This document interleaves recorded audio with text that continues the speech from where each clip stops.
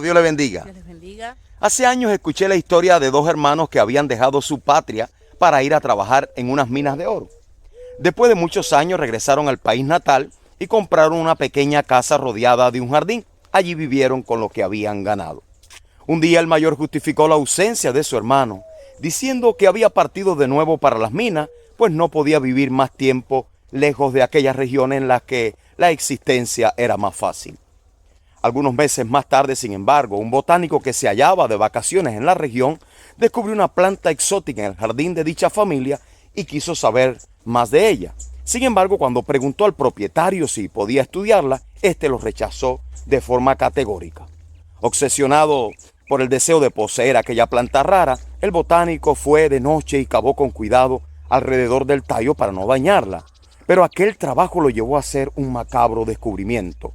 Había un cadáver bajo la planta. Con estupefacción comprobó que las raíces de ésta salían de un bolsillo de la chaqueta de la víctima.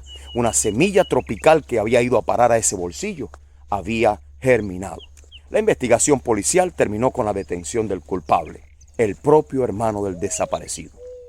En el texto bíblico de hoy no se nos dice si Jonás oró o no cuando fue confrontado por el patrón de la nave.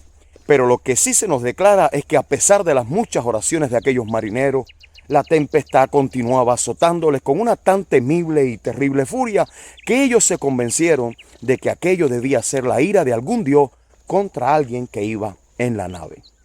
Esta conclusión a la que ellos llegaron no era algo muy extraño. Cicerón, escritor y orador romano, menciona en una de sus obras que los marineros que navegaban con Diágoras, un ateo, atribuyeron igualmente una tormenta que los tomó a la presencia de él en el barco. Y Horacio, el célebre poeta latino, en una de sus odas, decía que hay que evitar embarcarse junto a quien haya profanado un templo, pues la ira de los dioses en tales casos es tal que por castigar al impío, castiga también al inocente. Asimismo, en el libro bíblico de los Hechos de los Apóstoles, en el capítulo 28, leemos que el barco en que viajaba Pablo rumbo a Roma naufragó en la cercanía de una pequeña isla llamada Malta, donde tuvieron que descender para refugiarse. Al llegar, encendieron un fuego para calentarse un poco y entonces una víbora que huía del fuego mordió a Pablo.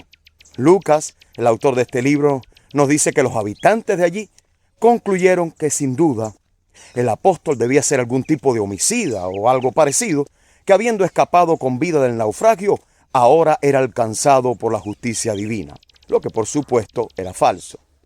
De acuerdo a Jonás capítulo 1, verso 7, aquellos navegantes, viendo entonces la situación en que se hallaban, decidieron recurrir a un método que se utilizaba en la antigüedad para descubrir a alguien culpable de una maldad. Se llamaba echar suerte. Y consistía en asociar o escribir el nombre de cada uno de los presentes en un pedacito de barro o de madera o una piedrecita y echarlo en alguna vasija y sacudirla, de manera tal que se supiera quién había sido el culpable.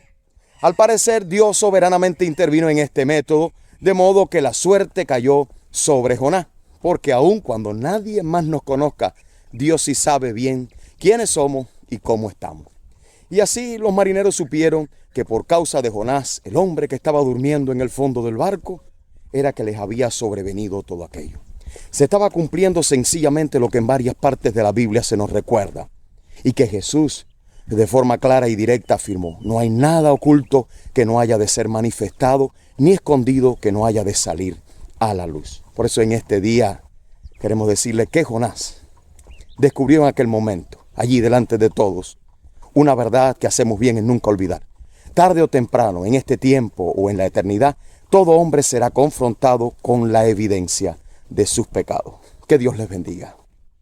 No olvide darle like a este video si en verdad le ha gustado y suscríbase a nuestro canal si todavía no lo ha hecho.